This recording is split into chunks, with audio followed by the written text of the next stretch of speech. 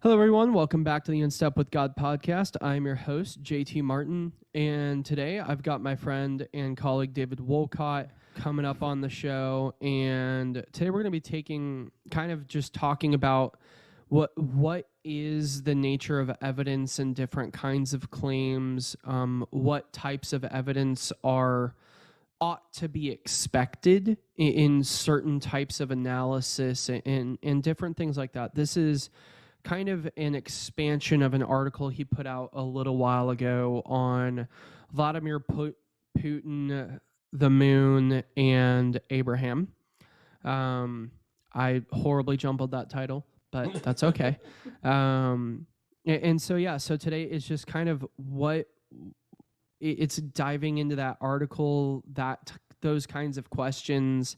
And this is something I've been looking forward to. I've learned a lot from David over the past couple of months now, I think, maybe at least a month or two. So welcome everybody to the show as you're watching this over time. And yeah. So David, why don't you kind of introduce yourself and then we can go from there. Oh, yeah, I'm David Wolcott. I've been doing apologetics in some form or another for 10 or 15 years or so. I've been really deep in my studies for the last 5 or 6 years. I tend to primarily focus on historical apologetics, but I'm actually developing something I call Sudoku apologetics, which is more of a methodology than a specific area or than a specific targeted area. My article, Abraham Archaeology and Vladimir Putin, is an example of that, of looking at what we expect, what we're looking for. If we take those things and hold them consistently across other areas, across other subjects, across other questions, do we start running into problems, and do we need to start revising what our methodologies are, what our questions are, what answers we're looking for? Yeah. So thank you for that. I think that, one thing that I kind of want to hone in on in the beginning is kind of this question of what kind of evidence would we expect to see from somebody who's in the patriarchal period, like Abraham, versus somebody later on in time, like one of the kings from kind of the dynastic period in Jerusalem. Like, what is maybe the difference in evidence we should be expecting? Well, so much for an easy question. The first thing I would look at is what types of lives did they live, and what types of evidence did they, or would they have left? What would they have interacted with? So when we look at the patriarchal period, we're looking actually a lot of it at shepherds, at some kind of a nomadic life. So that means we're looking at tents. We're looking at a lot of wooden type stuff. We're not looking at long-term farming implements. We're not looking at large cities, versus the exile period, or even the kingdom period. We're looking at the entire massive city of Jerusalem. We're looking at the massive temple. We're looking at multiple cities that have been constructed. We're looking at permanent settlements. So simply the nature of what they're dealing with is going to change over time. The nature of what they're living in, and what type of stuff they're living in, is going to impact what survives.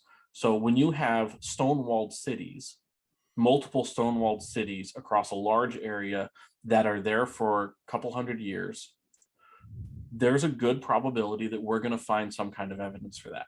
Now, it's not guaranteed, because the ancient world did reuse a lot of stuff. If they went in and conquered a city, they were known to raze it to the ground and use those building blocks for other cities. So it's not a guarantee, but meaningfully, stones are going to survive. Bricks are going to survive. Tents are probably not going to survive. wooden stakes are probably not going to survive, like shepherding crooks. So we're looking at different permanence of these objects. We're also looking at a time period difference. The patriarchal period we're looking at between 500 to 1,000 years before the kingdom period. So on top of, we've got less durable material, less permanent material, more biodegradable material. We've also got an additional 1,000 years of decay that we're dealing with. So those are some of the big things we're looking at in terms of what we should expect to find. And then what we're left with is pottery is going to be a big one. It's largely not biodegradable. Metalwork would be, but again, for nomads and nomads who aren't in farming, metalwork is going to be a lot less of a priority for them. Stonework, again, we're not going to have that in nomads. Writing, if writing is on tablets of some kind, if writing is on papyrus or on any kind of sheets, it's probably going to disintegrate over the course of 1,000, 2,000 years.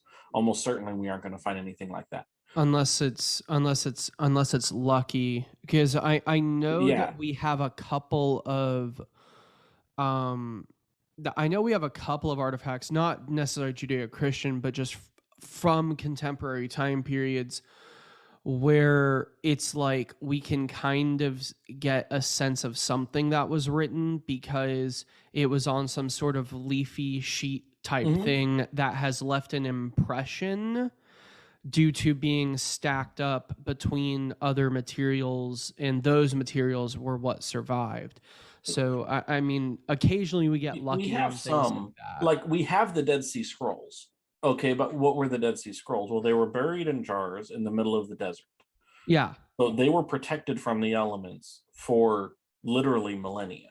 Yeah. So it is possible for other things to survive. The question is whether it's realistic. 100%. So the question is this something we can use to say we don't have it, therefore it didn't exist, versus, well, it may have happened, but we can't expect to find it. It's just realistically, it most likely either got destroyed, disintegrated, fell apart, got lost, or something. So I guess, to kind of borrow language from later on in the article, in a sense, kind of what we're getting into, it's the calibration of evidential standard based on time period and expected survival rates. And something that I kind of want to point out: if somebody is an individual who doesn't take Genesis extremely literally, those time periods get much larger over time. Depending on how metaphorical you take Genesis, you can start getting into time differences of millions of years between the patriarchal and the dynastic period. Depending on how you read that. And if you get to that point, I mean, that makes, all of these like standards of evidence that much harder, and different things like that. And so I think that's one thing. But I think, to your point on the wooden stuff, I mean, we have some surviving archaeological evidence in the form of wood from crosses and crucifixion things, which is 2,000 years, not 4,000 years, but continue. And to your point, the evidence of those, one, we're talking about wood that is much larger than anything that would have been used in shepherding, and two, the wood that has survived is splinters worth, because it is edged and kind of cocooned in bone or some other much harder substance. And so that's exactly to your point. I mean, yeah. It's and just for kicks, I just Googled right now. I think it seems like the oldest papyrus we have dates to 420 BC. Of all manuscripts, at least that's what it seems like, of all manuscripts of any source, the earliest surviving, it looks like, that we have is from Egypt from 400 BC. Yeah. So yeah, we're not looking at having like we have in there's a I don't remember the details on it, but there's a trash heap in the Middle East where they Correct. dumped all kinds of ancient Correct. manuscripts. Um, Correct. that it was that the manuscripts at that time were garbage, Mm-hmm. and most of what we have in there is almost useless. But that was also, I want to say, 200 or 300 AD. Mm-hmm. Um, Well, and so um, Dr. Craig Evans is somebody who extensively talks about this in an apologetic sense, because while most of it's not really super, useful for theology or things like that, what it does provide is it does allow us to see how long documents lasted. And mhm. so you have documents composed in, I think it's late first century, that are in the trash with, early fourth century. And Mhm. so it really does kind of provide a case for understanding, what you can reasonably expect of how ancient literature circulated and for how long it circulated. Yeah, exactly. It's we're lucky to find the things we have, and we're Mm-hmm. always hoping to find more. It would be great to find more, Yeah. but the reality is some things just don't survive. Yeah. And so to kind of move in, in the calibrating your belief sections of the article, it's I kind of want to, you know, dig into this question of, well, what are we measuring and what is the standard for success and failure? And I think that, there's so many different topics we could get into based on those questions. But from your experience and from your background, I guess, where do you see those questions coming into maybe the most conflict for, Christians engaging with non-Christians? Like is there a difference from between how most Christians view what is success in sort of evidence and how non-Christians maybe view that question? So most of my experience, and this is so this article was actually prompted by a discussion I had with a non-Christian. Um, and most of my experience, it would, or I should say, the majority would be around the Exodus, and around um, pre-David, pre Kings. Mm-hmm. Um, and the reason I say that is with Kings, I mean, we have archaeological finds in the city of Jerusalem. Mm-hmm. Um, so there's questions about specific events that happened in there, but realistically, almost every serious skeptic Yeah. agrees that there was some kind of nation of Israel at that time. A lot reject, though, the Exodus on the basis that there's no evidence surviving for it, which that in itself can be argued, but I'm not an Egyptologist or an archaeologist. So there's a measure of circumstantial evidence there. Mm-hmm. But simply when we look at it, is there evidence that should have survived? Would we be able to find that evidence? The skeptic position would say we should find evidence. We don't find evidence, therefore we can say it didn't happen. The reasonable position should say there's only some evidence we should be able to find. This doesn't prove that it didn't happen. This just proves that we don't have that particular evidence. And then in traditional apologetics, we'd look at all of the surrounding claims within those texts within Exodus and Genesis and see, does this match the time and the culture of that period to show that it was written from that period?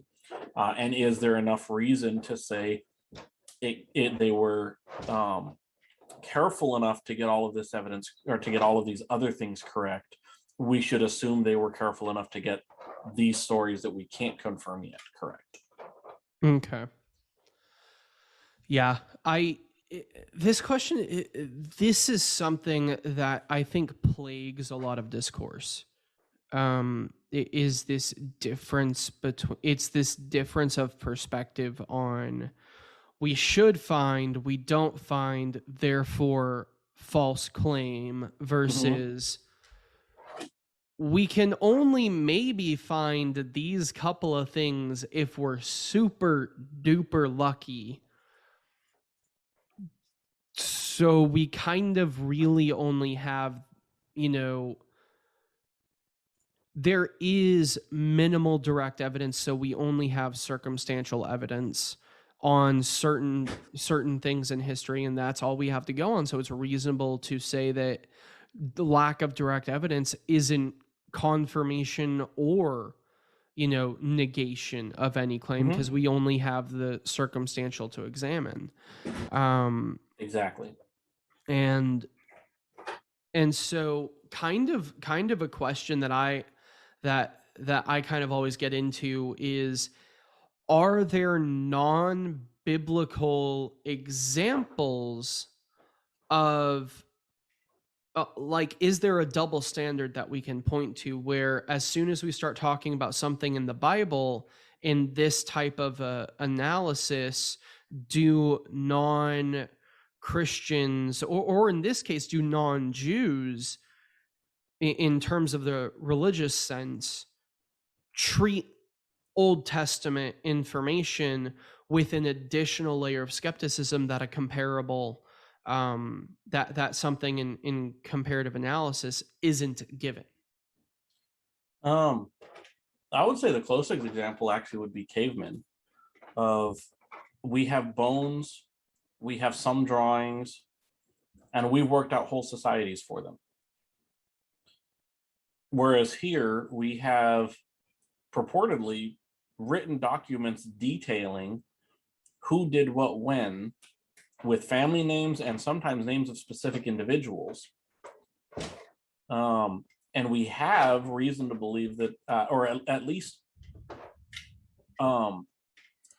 favorable reason to believe that they are reliable, that they are historically, or that they're set within the correct time period, as opposed to substantial evidence against. Like if they're talking about Egypt and they're talking about Chinese emperors, okay, there's probably a disconnect between the writings. We don't have that type of thing. So we have, reasonably that the covenant practices with Abraham is, as far as we can tell, accurate to the customs of that time period. So we have reason to believe this. We have reason to hold this, to have a favorable view of that.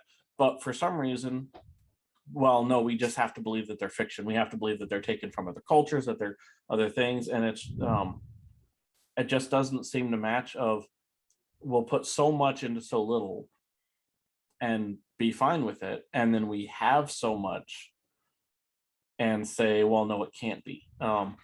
Another example would be, we look at Jesus. If you look at most reasonable skeptics, they'll hold almost every natural thing that Jesus did as either definitive or probable, but we just don't have enough to say one way or the other.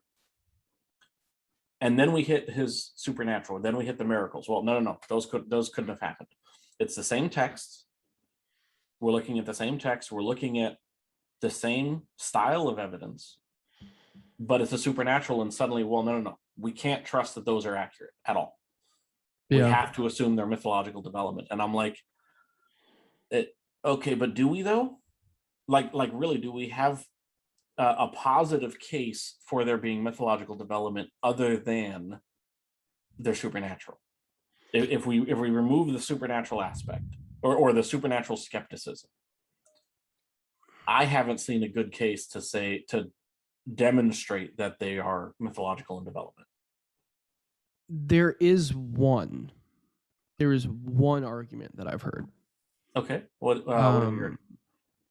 And this kind of comes from various class discussions and remarks on papers and in private discussions. So I don't want to put words in my professor's mouth, because I respect him too much to do that. So Dr. Chansey, if you ever end up listening to this is my best to kind of hodgepodge 3 years worth of conversations into something that kind of resembles some of the things that you've brought up in classes. It seems that depending on the dating, if certain New Testament documents are dated late enough, then you can build an argument that the high Christology that we see present in nearly all the documents is a later development as a result of comparable traditions of savior divine figures. Yeah, I could now see that. Then, if earlier dating is more accurate, that becomes not as tenable. But if you take a modest later date that some conservative scholars would agree with, Raymond Brown is a conservative Catholic evangelical scholar who aligns with later dates. He's a good example of this.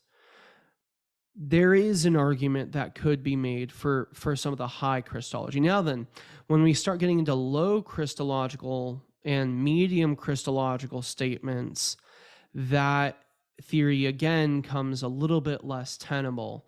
But that is one argument that I've heard that I think is logically, historically, at least viable from a more skeptical position. But even then, it's really only trying to explain the extremely high Christological components of the New Testament. So I do agree. If we have a late enough dating, we would have reason to say these things are, or it's reasonable that these things could be fictitious add-ons. The reason why I would say that isn't actually a successful argument. One, obviously, most scholars date the Gospels early enough to not be a problem. But two, we have the Gnostic Gospels, which almost everyone dates to late enough to accommodate mythological development. And we can compare the Gnostic Gospels to the biblical texts and see how do they lay out, how do they compare to each other. And Peter Williams does a wonderful job of this on his book, Can We Trust the Gospels? And in his YouTube video, New Evidence, the Gospels were written by eyewitnesses. The type of evidence that we can confirm in the Gospels matches the type of evidence we would expect if they were written by reliable authors who had either seen the events or were writing down what eyewitnesses told them. Okay. The Gnostic, now we compare that to the Gnostic Gospels and we see mythological development, because the Gnostic Gospels are all over the place in terms of just a complete lack of any such historical substance. So again, to summarize, I agree.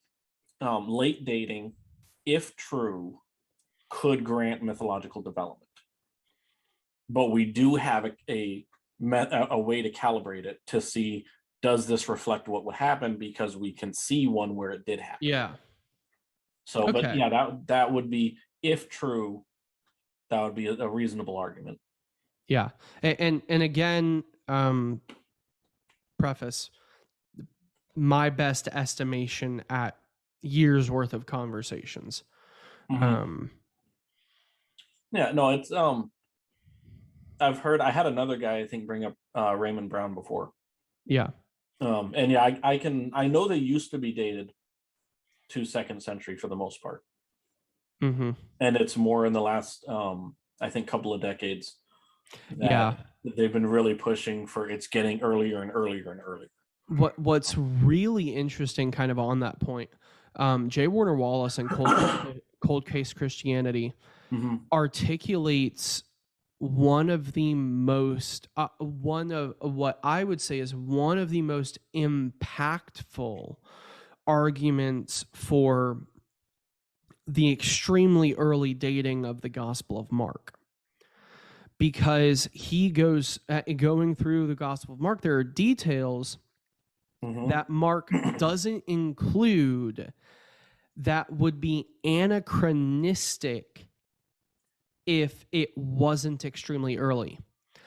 The name Caiaphas is never mentioned in Mark, which means that at least those passages of Mark had to have been written before the high priest was selected again after the death of Caiaphas in 37.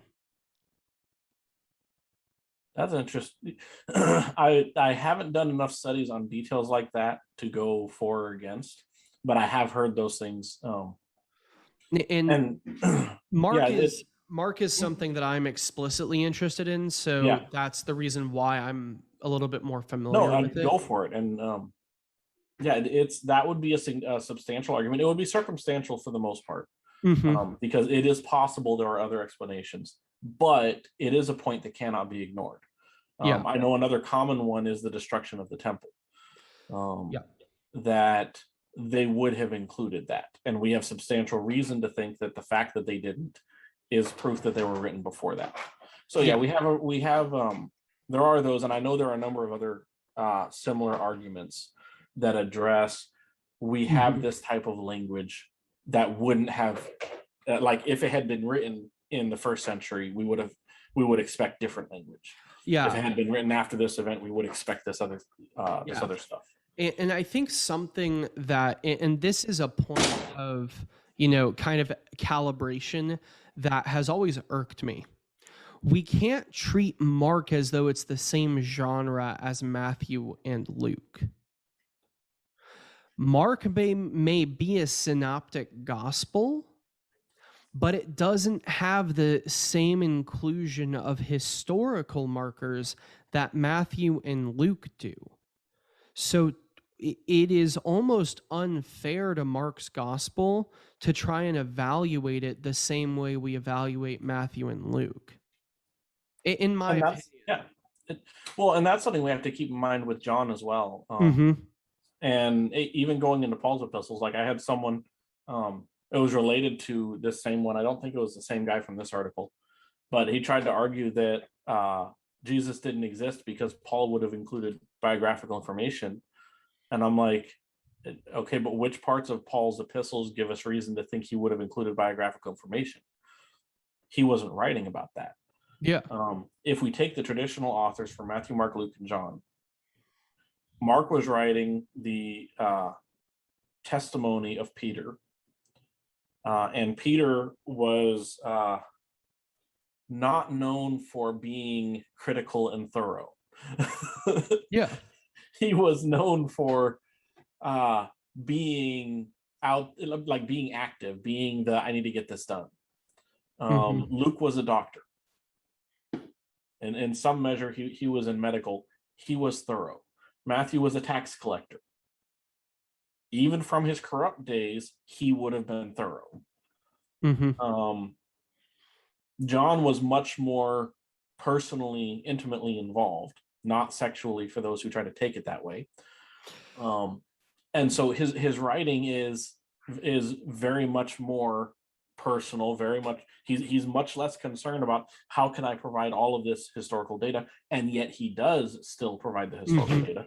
So I do want to say they're all the same literary genre in terms of their intent is to write about historical events and convince you those historical events are true for religious purposes. I think, and so admittedly, this is where I have a point of difference. Okay. Because of the training that I've gone through academically.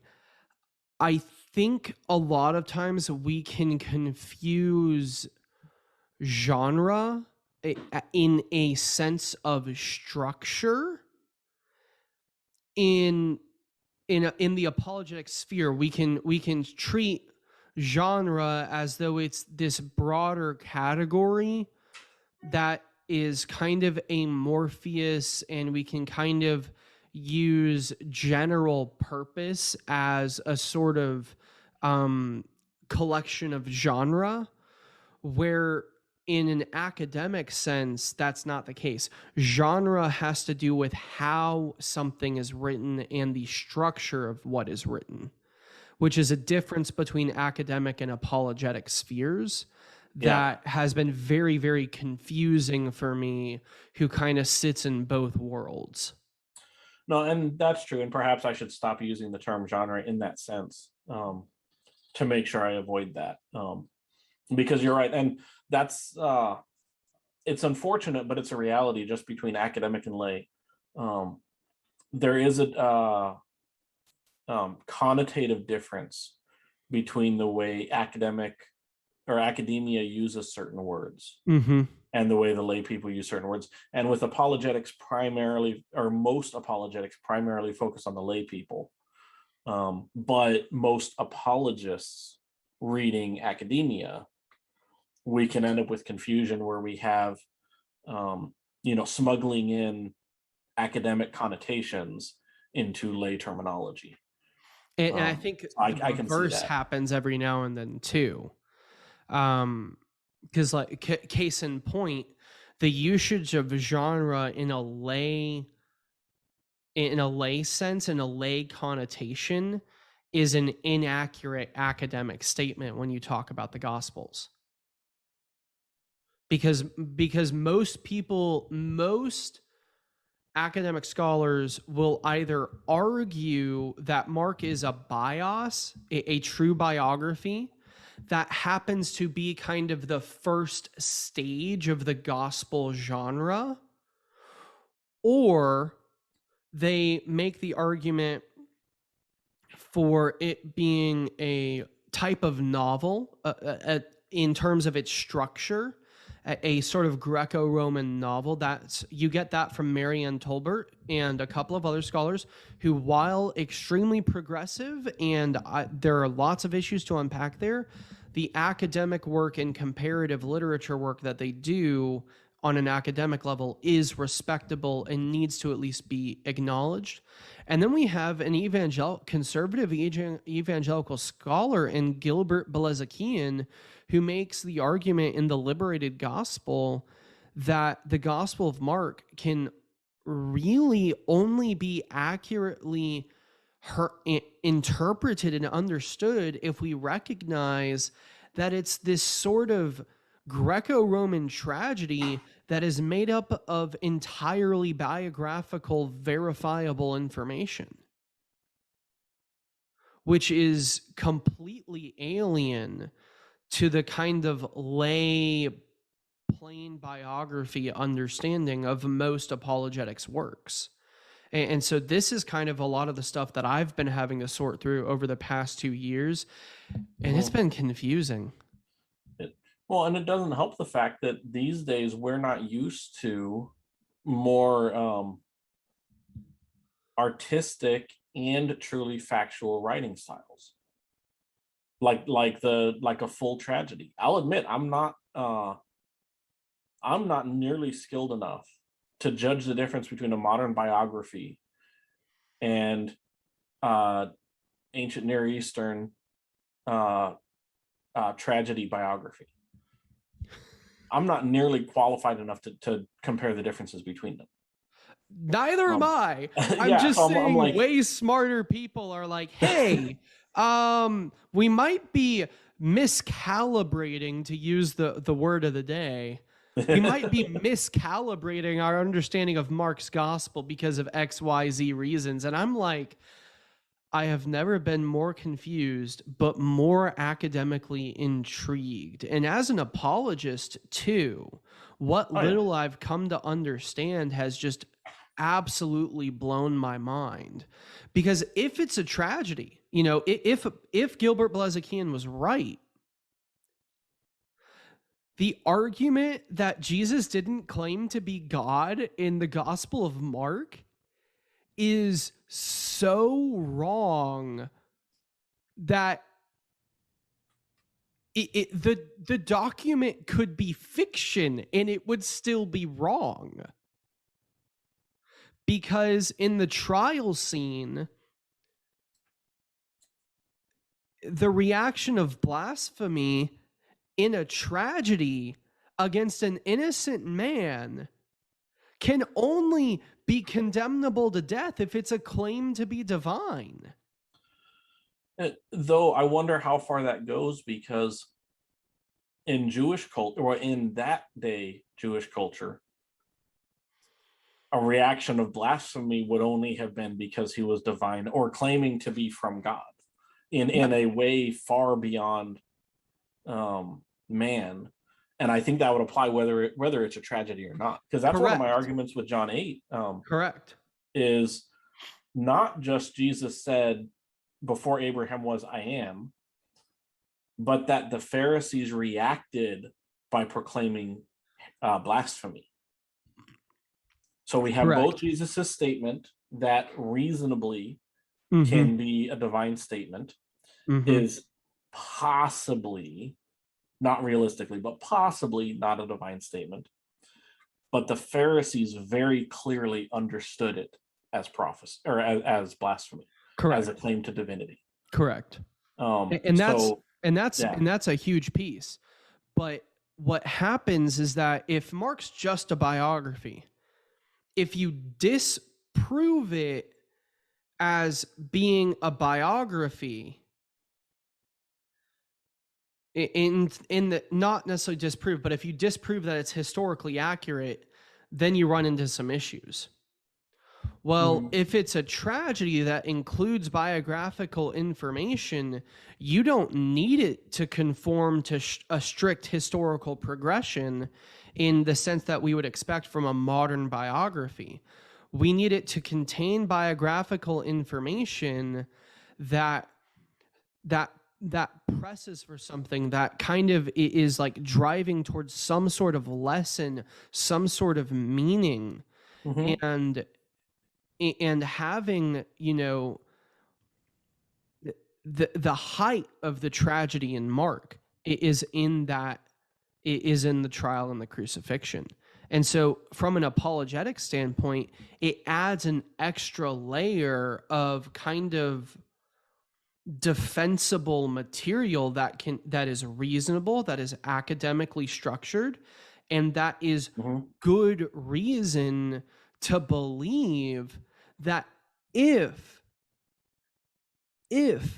Mark is written and has some historically viable information, but it's written in the form of a tragedy, you have to deal with it piece by piece and not as a whole book, because you're not dealing with something that is written chronistically anymore. You're being written with something where each scene is somewhat isolated, but is showing the tragedy of what happened in somebody's life. There's a rough chronology, but it's not explicit anymore, and that makes it much more difficult to deal with in the sense of an ancient literature, as far as I'm aware. Well, and I can't think of a sample show, but there's been a number of shows where they do that, you have the modern story, but then they have flashbacks periodically to things that happened in the past that help develop the impact of the story, but are certainly not chronologically in order. And that's true. I have heard the argument that the Gospels are not, that their original intent was not to be precisely chronologically perfect. And frankly, it makes sense. They weren't writing it for the academia. They were writing it so that people would believe it. They were writing it for the common person. So there's a measure of, they wanted it to be as verifiable as possible, but being as verifiable as possible doesn't necessarily mean everything has to be lined up exactly the way it happened. Well, and I think that this gets into, I think maybe a bigger topic we can step into, because this is a soapbox for me, and I need to get off the soapbox. You know, I think we need to be calibrating our understanding of the audience that the New Testament books were written for. Mm-hmm. And I think sometimes in our defense of the Gospels as biographies or whatever label we want to put on them, in apologetics, we tend to not calibrate the receiving end. Mm-hmm. And I know that's the study you're currently doing, which is phenomenal because, I mean, even just going on a superficial level, the culture they were in was far different than our modern culture. They lived in an honor shame culture. They lived in a pre-industrial culture. They lived in a pre-cyber culture. They lived in a less individualistic. Far less individualistic. They lived very much in the family is far more important than I am. They lived very much in I don't have my own life to live. I'm continuing the line of work that my father's training me to be. Mm-hmm. So that, like, there was a whole different perspective they were dealing with. I mean, slavery is a perfect example. Our understanding of slavery today, especially in the Western world, is entirely and almost exclusively defined by the Atlantic slave trade. Mm-hmm. Now, to be clear, it's not defined by the slave trades that China ran for 2,000 years. It's not defined by the slave trades that India ran for 2,000 years. It's not defined by any other slave trade or by any other slavery system. Mm-hmm. It's defined specifically by the Atlantic slave trade.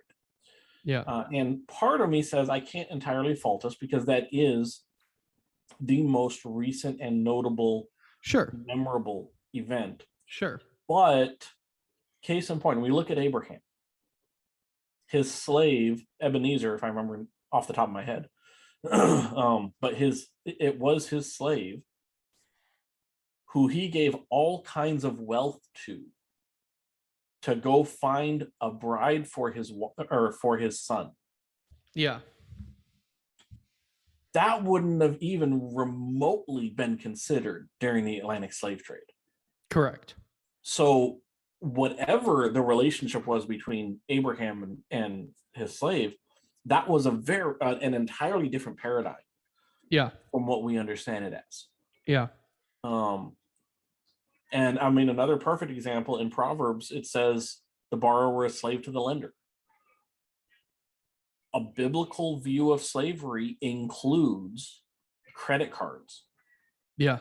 Where you're borrowing money from someone, or a mortgage, or renting something.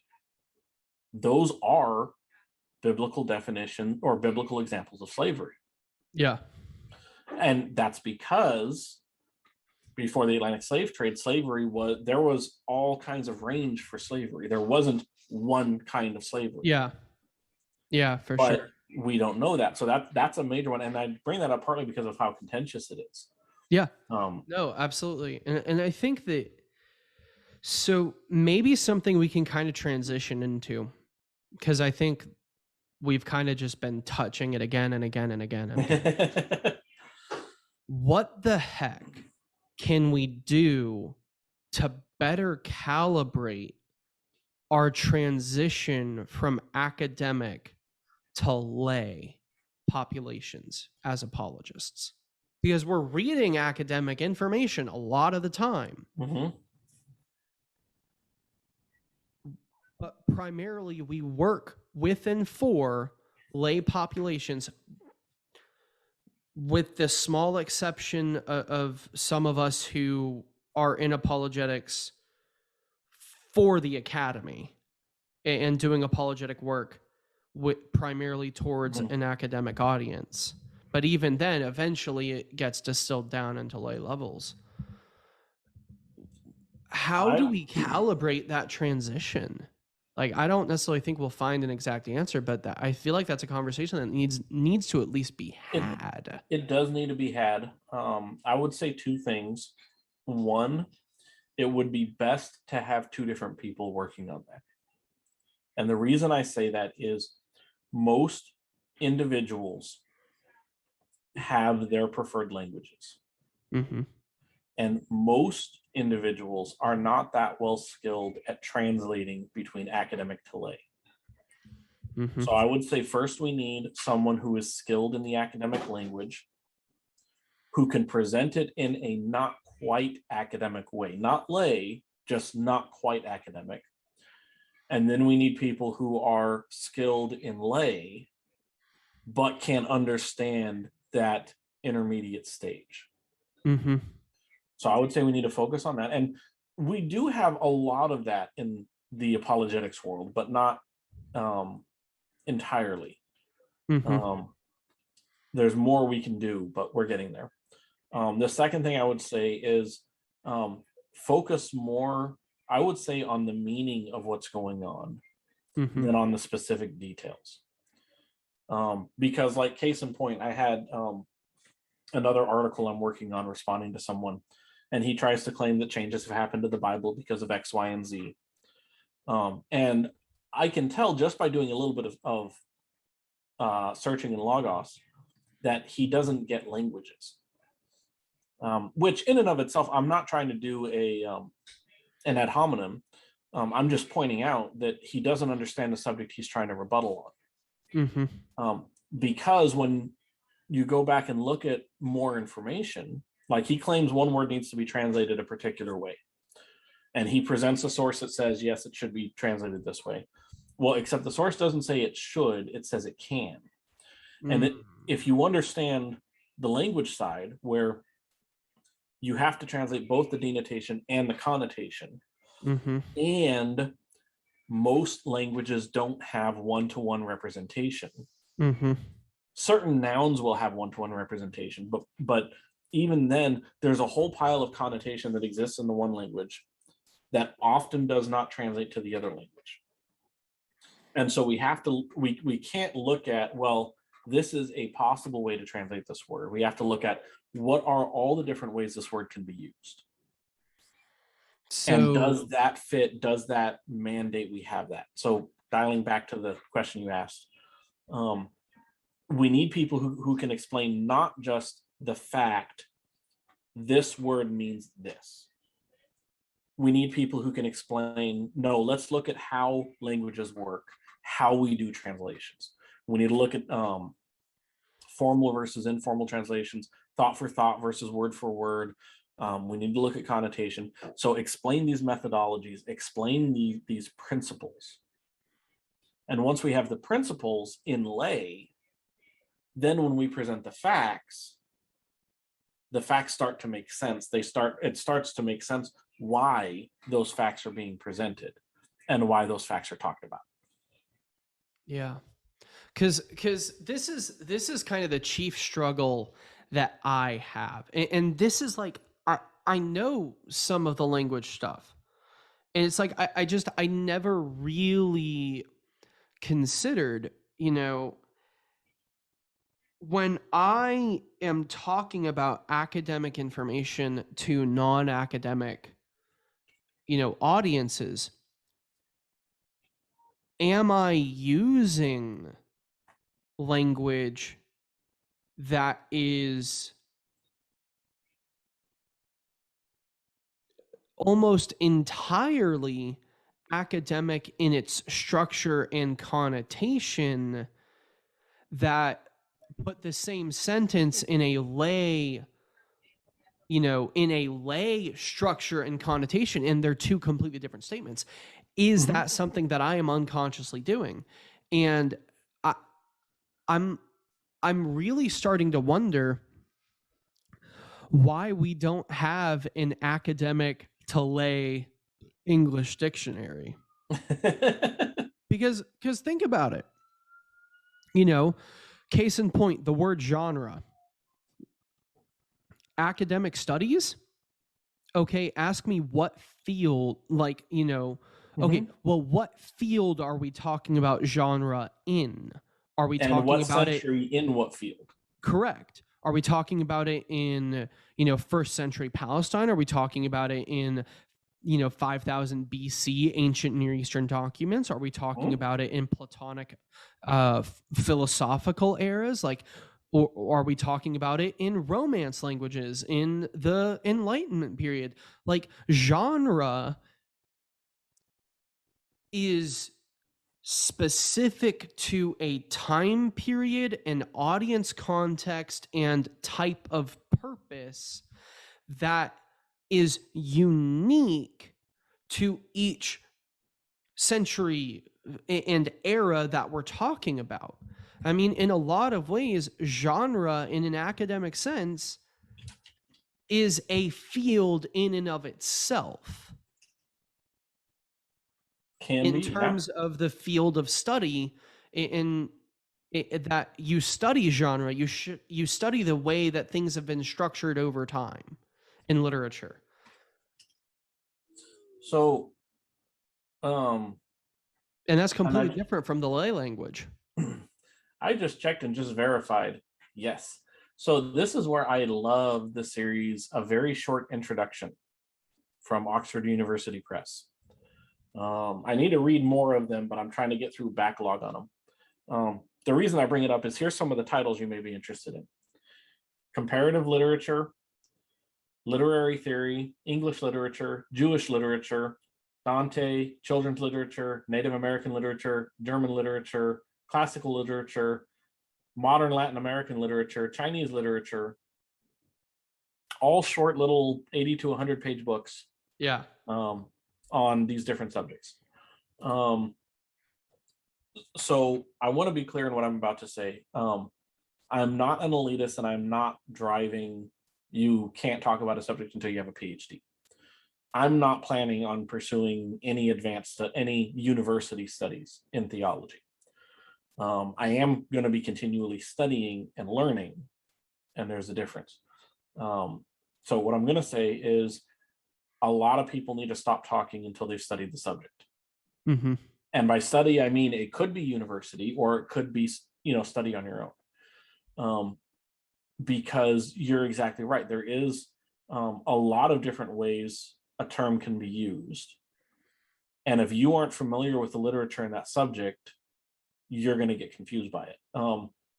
Practical case in point, I had a run-in with some people on Facebook a couple of years ago where I ended up getting kicked out of their group because they held that William Lane Craig is a heretic because of some of the things he said on the Trinity. And I refused to agree with that. The reason I refuse to agree with that is not because I didn't find concern in what William Lane Craig said. The reason is because I could tell in the writing that or in what he had said and what I was reading, that he was using a high philosophy dialect. And I'm not fluent in that dialect. I am not a philosopher, not at that level. And so I knew, I'm like, he's got all kinds of not genres, but all kinds of connotations in here that I'm not tracking, that I'm not familiar with. I am not comfortable judging it. It was the same thing when I read a Margaret Sanger book a couple of years ago. She had a number of things that I'm like, I would love to tear this apart. But then there were just enough things that I was like, no, you're using these words in a slightly different way. Her English is different enough from today that I haven't written a review on it, because I need to go back in and check, okay, what's the connotation she's using with these words? Because it wouldn't be right for me to go through and I'm going to do a review and tear this apart and find out that I'm taking our understanding of certain words, even though it's only like a 50-year difference. Now imagine a 2,000-year difference, going back to the New Testament. So I would say a lot of people, they need to get they need to get deep into some of these subjects if they're going to talk about them. That's why I like Islam. I have not gotten deep into Islam, and so there's very few things I'm going to say about Islam. There's a number of things I've verified, and so I'm confident talking about those few things. But I know I haven't done the studies needed to go deep into Islam and to do deep discussions on it. So I generally don't talk about Islam, except for those few surface level things. Yeah. I mean, to your point, I mean, LDS is something that a couple of people look at me and it's like, you know so much. And I'm like, I really don't. I really don't. There's a reason why, you know, a couple of days ago, you know, the Women in Apologetics post that I reshared and was like, hey, this is like actually pretty good. One of the guys that knows more than I do popped in and was like, hey, this was there's something that needs to be tweaked here, and these couple of things aren't really taught anymore. And, you know, I was busy day. I didn't have time to sit and deal with it right then. But as soon as I could, I directed attention to what he had brought up and clarified the post, because somebody who knew more than I did chimed in and was like, hey, yes, this is arguably one of the better representations from non-LDS sources, but these things, and that's the thing, is that, you know, the more you learn about something, the more you realize you have to depend upon the expertise of other people. It's why the phrasing exists that we stand on the shoulders of giants who stood on who stood on the peaks of mountains. Until you become like William Lane Craig or Gary Habermas, at which point you are the giant, and that's just the end of it. True enough. But then again, but even they are standing on certain academic traditions and histories. Yeah, no, they're doing. I mean, they've standing done the studies, on they've mountains where they're at. But just joking. Most people don't get to the level where you are the giant that others stand on. Correct. Most people get to the level where it's like, that's him. You know, those 16 books, that's what I'm standing on. Yeah. And we need to get to the point where we can accurately represent something, whether we're able to deal with all of the intricacies. Yeah, we've gone deep enough to know this is where we're good.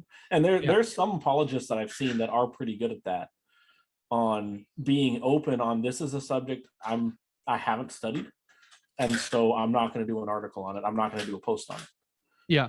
They're gonna wait until they have studied. So yeah.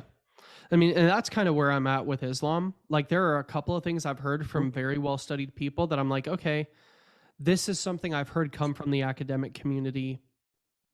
Take it for what it is. But I don't actually, I mean, I don't think there's any of my content that actually deals with Islam. And it's because I can't even ask intelligent questions about it yet. Yeah, well, don't worry. You're young. You'll get there. Yeah. Yeah, I mean, thank you so much for being willing to come on and to kind of just jump into all these different things. Do you have any final remarks? So in the article that I shared, it was principally against a particular level of skepticism. My final remark, however, would be, this applies to Christians too. You need to understand what it is you believe. You need to understand why you believe it. It's perfectly fine to be confused for a while. Learn how to get past there. It's also perfectly fine to say, I'm not a scholar and I'm not going to be a scholar. I have other ministry callings. Let me connect you with someone who knows more about this. It's perfectly fine to say that. It's not perfectly fine to say, well, I don't care. I don't have to study it. I don't have to learn about these things. That's like my position on learning biblical Greek and Hebrew. I think every Christian should, but I know not every Christian will, and I'm okay with that. The problem I have is when people say, no, I don't have to learn it at all. I don't want to learn it at all. And I'm like, no, you should always want to learn more. Mm-hmm. Even if you know you're only called to so far and you're going to let others go deeper. Yeah.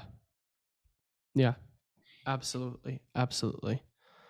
Well, thank you so much. For those of you listening to this, David and I talk sometimes once a week. And so this was a little bit more of just slightly more focused of our usual conversation strain.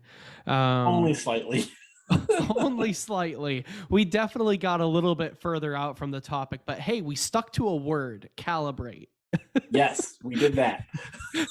So and we didn't spend 4 hours trying to tweak a phrase. Have a blessed week, everybody. I will see you next week. We have a Gospel Coalition author coming on the show, Jacob Murray, who wrote an article on 5 reasons why Gen Z people are still upset with the church and leaving the church and staying out of the church. He and I are going to be jumping into that. And so that'll be a fun discussion. He's a student out at Wheaton College, and I'm looking forward to that.